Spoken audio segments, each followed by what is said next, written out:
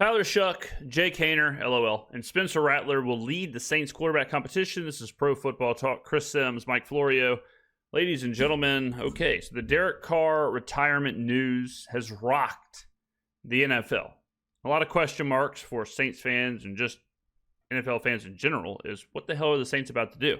Now, you and I know that Tyler Shough was drafted 40th overall as the heir apparent to Derek Carr, but you and I also know that the Rat Daddy, okay, the Rat King, Spencer Rattler, is not going to go down without a fight. And Jake Haener, well, we all know he's ass. So there you go. We're going to listen to Florio and Sims, see what they have to say about this, and we're going to react like only I can do. They're in a really interesting spot. I mean, yes, it's great that he wipes away the $30 million, but nonetheless, their football team, where they're at, they're in this weird thing of they got some young talent. They're trying to infuse it with still some of the older guys on their football team, the Demario Davises, the Cam Jordans of the world that are still Tyrann Mathieu, right? So they're in an interesting spot as a football team. New coaching staff, quarterback's gone, a bunch of old head veterans who have been there and know the NFL and know the Saints, with some young guys that are coming in,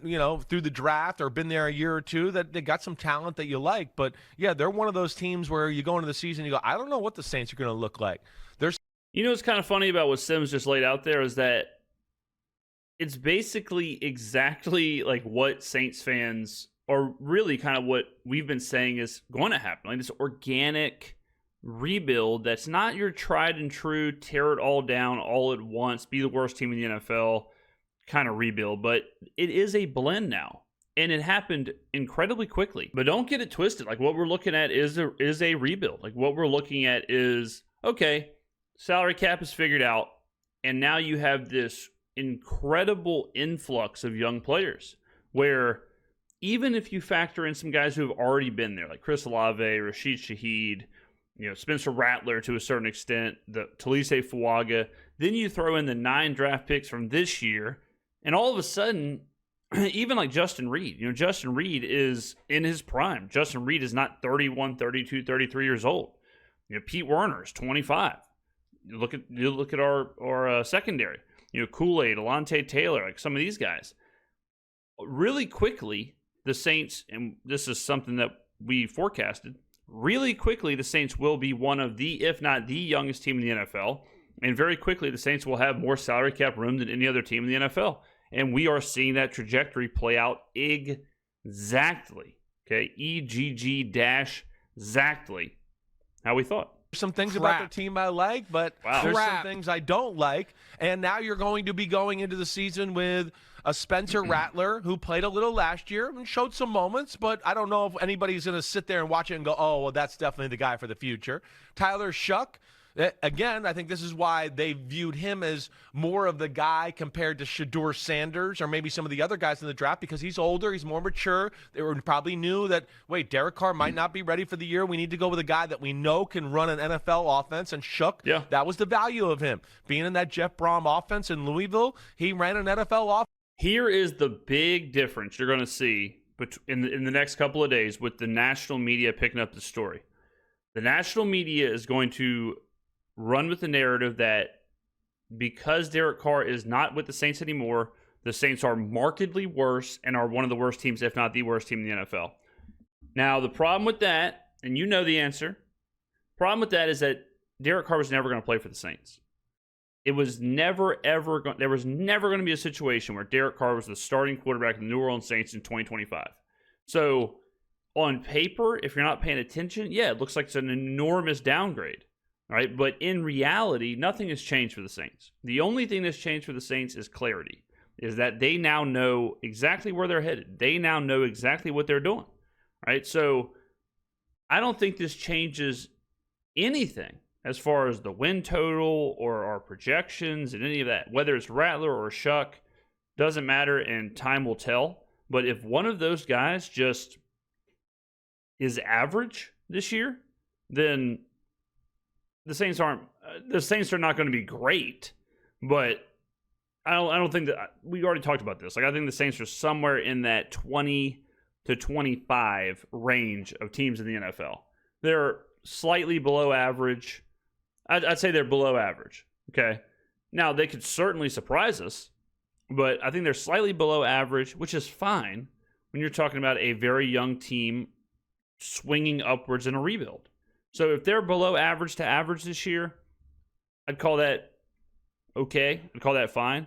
I think I called a successful season 7 wins. If they can get to around 7 wins, I would say that's a success. Offense. So you got to see him do all of that, let alone he's got good size. He's an athlete.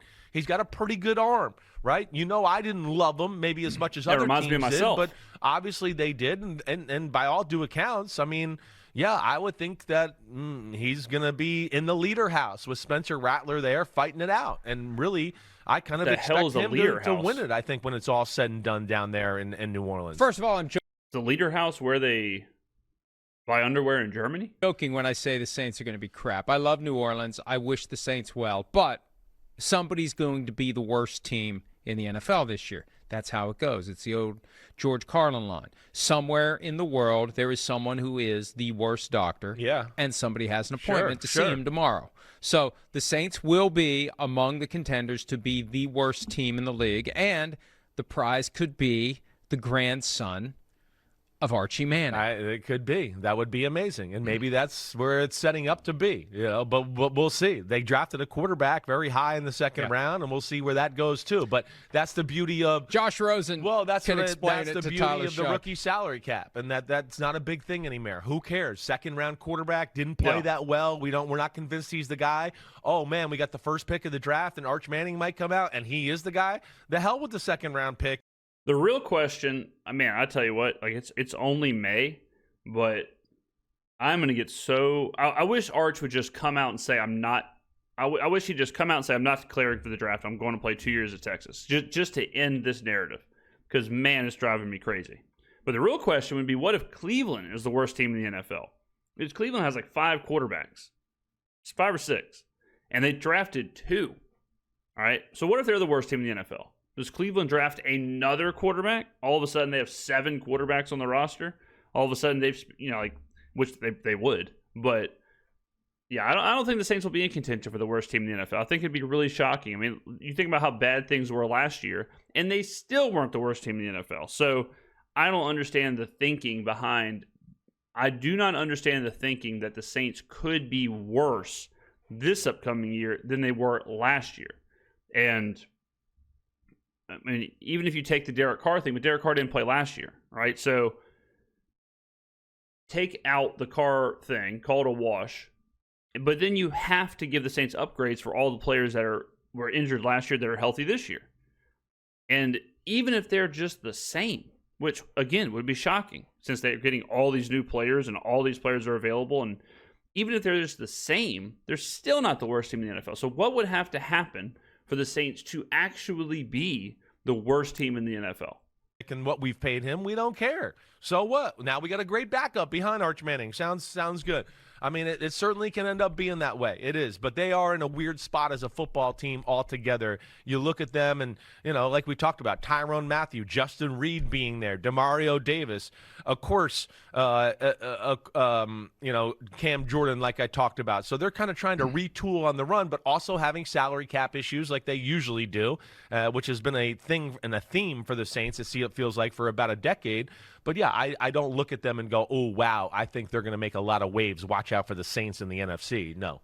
I mean, like, do you see how they're just kind of falling back onto these copy and paste narratives? Like, oh, yeah, aging players. Oh, yeah, salary cap. But half the players, like Cam Jordan's been a rotational player for 2 years. Like, Cam Jordan's not even a starter. Our salary cap is fine.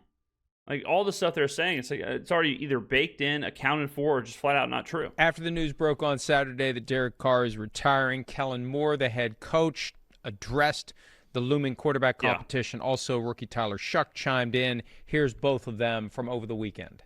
Yeah, so we covered that. We're gonna skip that. It's Tyler Shough, Spencer Rattler, Jake Haener. One of the three will just naturally rise up and reveal. And that look, I say that all the time.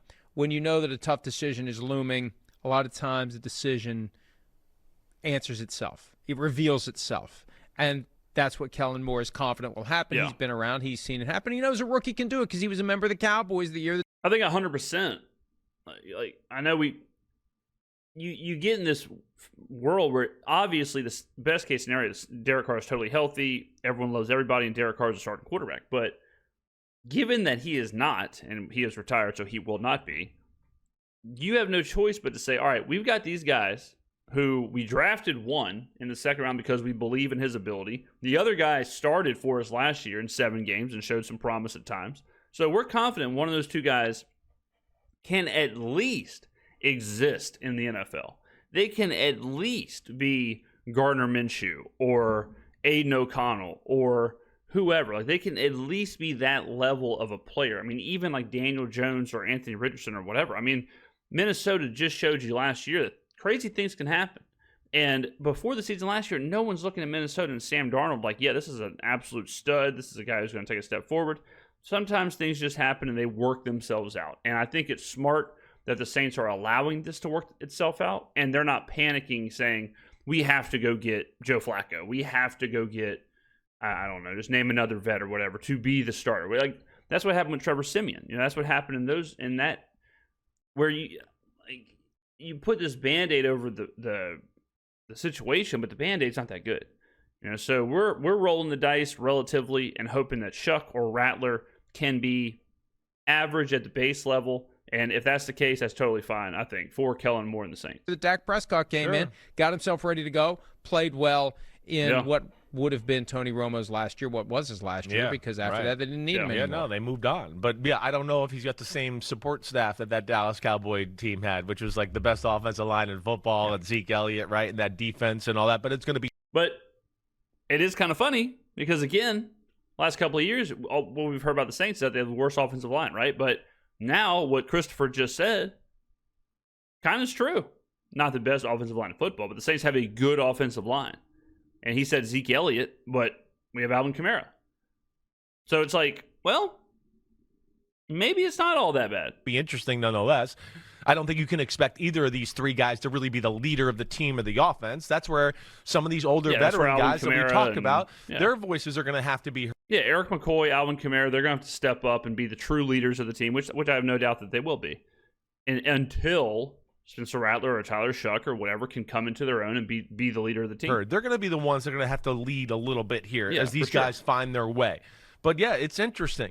And Spencer Rattler, he got a pretty strong arm. He's a pretty good athlete, right? But I don't sit here and go, oh, yeah, he's the future of any franchise. And Tyler Shough, I certainly didn't expect him to be in this situation. I thought he'd be in a situation where, yeah, he's behind a back or a veteran like a Derek Carr, and he buys his time, and at some point he'll get infused into the lineup if the season doesn't go well or Derek Carr struggles. That's what you kind of thought. But this is a crazy thought. I'm just letting it rip, but when Sean Payton and Drew Brees left, a huge issue is that the Saints didn't fill those holes. They didn't fill the offensive mind. They didn't fill the quarterback role. They didn't fill any of that stuff. It all kind of came down to Pete Carmichael, right? Where Payton, he left this enormous hole of just offensive wisdom, just even from roster building, draft, game planning, all of that. And the only person that could have fixed it was Carmichael, because Brees in there and Allen's a defensive guy. So who else is going to do it?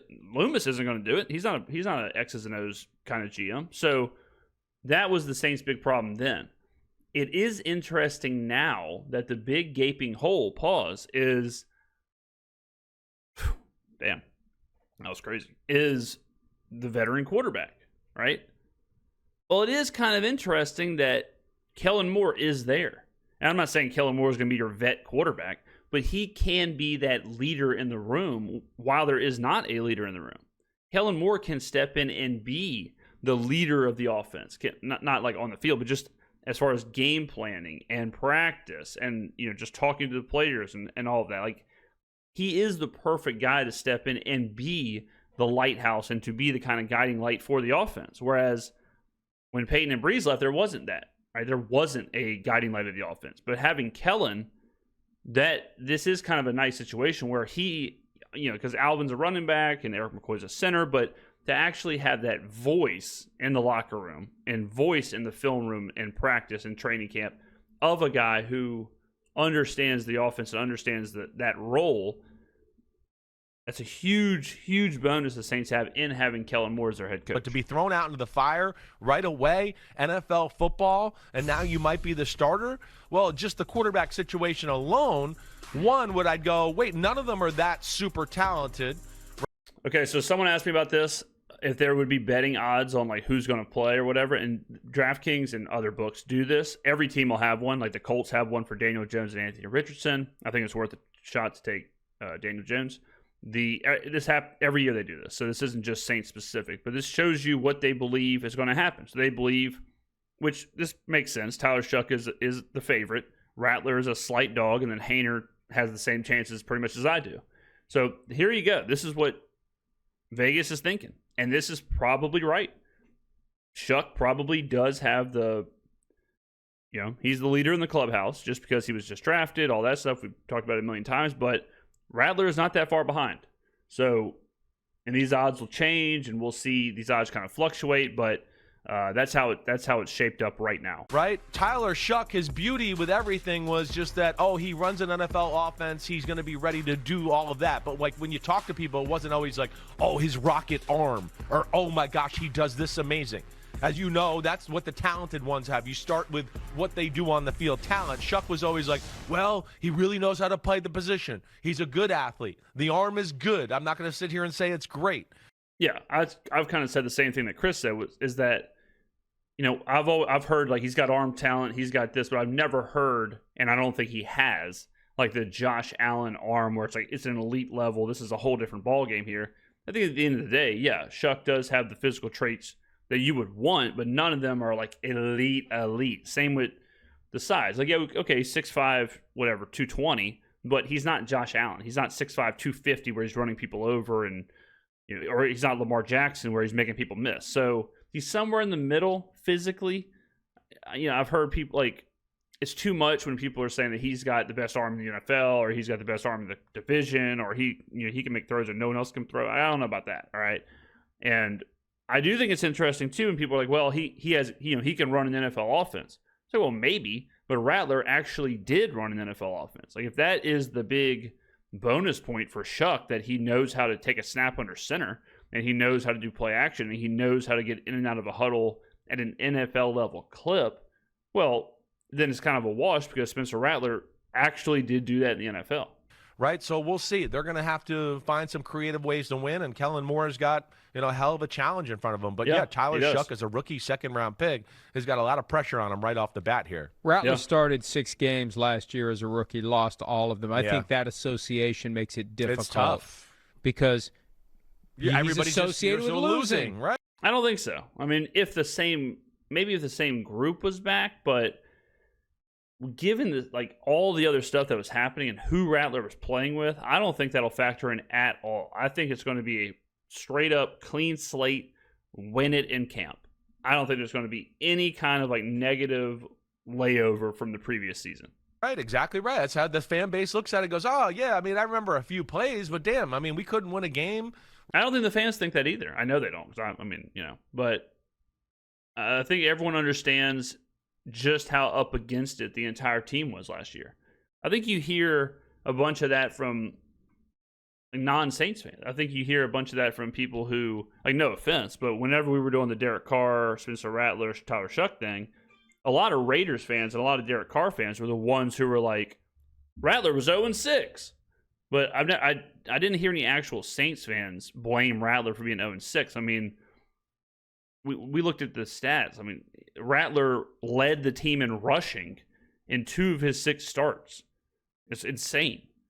Between Kendra Miller, Jordan Mims, Clyde Edwards-Helaire, between the offensive line with who the hell knows who's at each position. At one point, he had Connor McGovern under center. McGovern had been in the state of Louisiana for less than 2 weeks.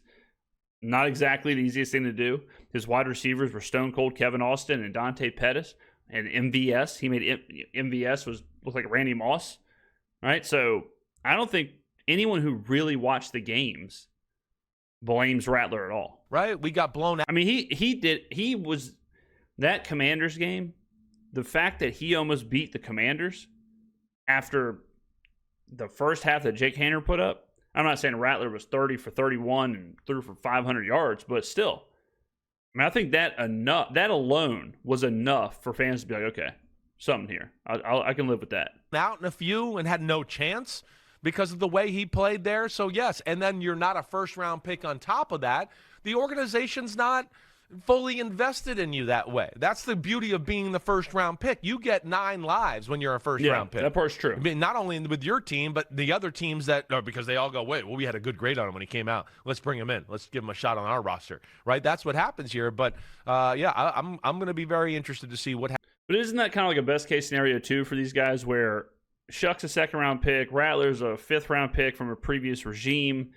They almost have no bias. They almost have no true bias. Like, yes, to a certain extent, this new coaching staff did draft Shough, so they probably do know a little bit more about him or feel a certain way about him or whatever, but there's no true pressure to play either guy. Shough wasn't a first-round pick. Rattler wasn't traded for or whatever. Like, there's no... It really kind of is, one's not significantly older or younger than the other. It really kind of is like, okay, who is the better player?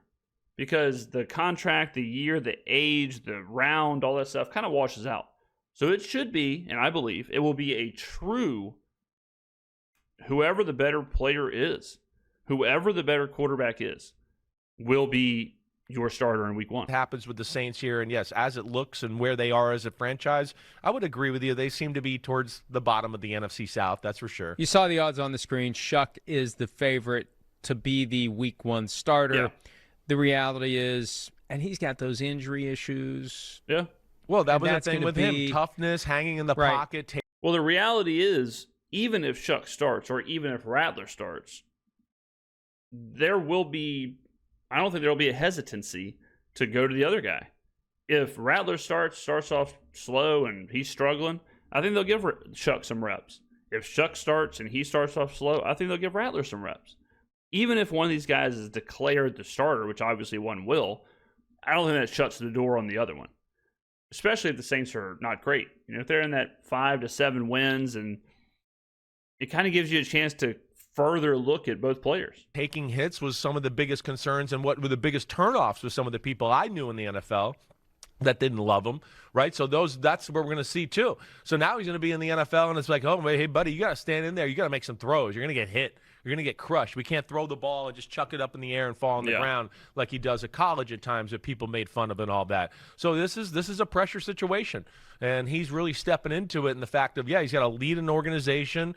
He's expected to be the new starter. He's the shiny new toy. He's learning an offense. He's going to have some veteran players on their team. And be like, damn, we don't give a damn that you're a rookie. I'm at the end of my career. I want to win. Let's go. Yeah, get the damn offense down. Do all that. So this is going to be quite the learning experience for the young man. Should they target a more experienced backup? Jameis Winston, Joe Flacco, Kenny Pickett. There's guys out there where we've got too many in the room. There's got to be somebody who would come and help mentor. Because I think Flacco would be perfect to be a mentor. I would not get him to play. The idea of like, okay, go get a veteran to play, I wouldn't do that. But to get someone in that room, if you're looking around and you are saying, okay, they probably do need someone just to guide them in how to be a pro, sit in the film room, talk to them, explain, like even the ins and outs of camp and practice and just the games and all that. I think having someone like Joe Flacco would be perfect for that. Again, not to fight for the starting job, not to compete, not to any of that stuff. That would be the wrong take, like I said earlier in the video. The idea of, panic, go get a vet, let the vet start. Huge mistake. We don't need that. All right, no one wants to watch that. But to have someone strictly as a mentor, I think it'd be fantastic. And I think Joe Flacco would be a perfect guy for that. What's Spencer Rattler going to do? Not Kenny Pickett, because Kenny Pickett has never done it. Flacco did play at a high level. Flacco did win a Super Bowl. Flacco did win Comeback Player of the Year. He is a guy who can show you or show these guys exactly how to get through these things. Kenny Pickett doesn't know what the hell is going on. Jake Haener going to do? Tyler Shough goes and asks a question. That's what I mean. That's what. Yeah, exactly. That part's real. Like if Tyler Shough asks Jake Haener and Spencer Rattler a question, they're trying to figure it out too, or they're competing against Shough. Like it's kind of it's a weird situation. So having someone in there who isn't competing for the job, who will be there to answer the questions, who does have the answers, there's a huge benefit to that for sure. But when they talk about the room itself, I'm going to go, you got 3 people that really don't know what the hell they're doing in that room. And I don't mean that disrespectfully. I just mean they're young. And yes, that's where the veteran guy, as I told you. Now, like I said 10 minutes ago, you wonder if that's where Nussmeier and Tolzien and Kellen come in, because they are kind of that, right? They are kind of the veteran quarterbacks. So maybe this room feels like, well, yeah, there's a quarterback room, but then there's also these 5 former quarterbacks on the staff. You know, that's kind of a crazy way of looking at it, but maybe that's what they're thinking. I don't know. Maybe that's why they're thinking we don't need to bring in Joe Flacco. We have all these guys. You know, we are providing the answers. We're providing the know-how, and this is how you do it. I don't know. You last week, you know, that veteran guy, when you're young and you come in and you go, damn, veteran guy's been here already an hour. He already knows the game plan for the day and the practice, and he's got it all down, and I just got here. Like, that's where rookies don't really know what they're doing that way. And that's where a veteran quarterback would help. The way practice goes, everything, let alone, I wouldn't want to go into the season with just these 3 guys. I would want a veteran guy that I'd go, wait, he's been around the bullets. He can understand football, NFL football, that type of stuff. One of those guys you mentioned there, if I were them, I would definitely be flirting with bringing somebody else down there. I would. Kenny Pickett was with Kellen Moore last year in Philadelphia, so that's a feather in his cap. But what are you really looking for? You're looking for the kind of backup that wants to get the starter to the bench.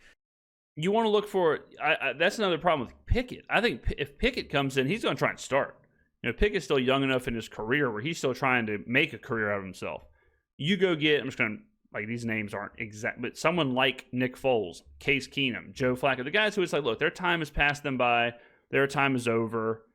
Not literally Case Keenum and Nick Foles, but guys like that, where you bring them in, they've been around the block, they're journeymen, they've already had their ups and downs, they're just kind of there to be there, they're barely even a player, they're more of a player coach. That's who you want. Go get those kind of guys. Or do you want a guy that's going to support and groom and mold the starter? I don't know, but I feel like they desperately need someone there with more experience, just because the guys they have don't have much at all. And Kellen Moore addressed the possibility they'll be paying attention, they'll be aware of. I mean, Teddy Bridgewater, like, people talk about Teddy. Teddy's fine. I would rather, I think if you're going to get a veteran backup, you always want one that's like really won playoff games. A Super Bowl is really nice. You know, those kind of things, because then you can talk through that. That experience is super valuable. So I'd always lean towards guys who have done it at that level. The veterans who may become available, and I think some of these guys will become available, and they may be available now. They may be available before the start of training camp. Guys may be cut, but I think the sooner you get a guy in there working with these players in the offseason program, the better, or at the absolute latest, right at the start of training camp. All right, let's do level of concern. Let's attach a level of concern. I don't know. I guess we're doing 1 to 10. You want to do 1 to 10?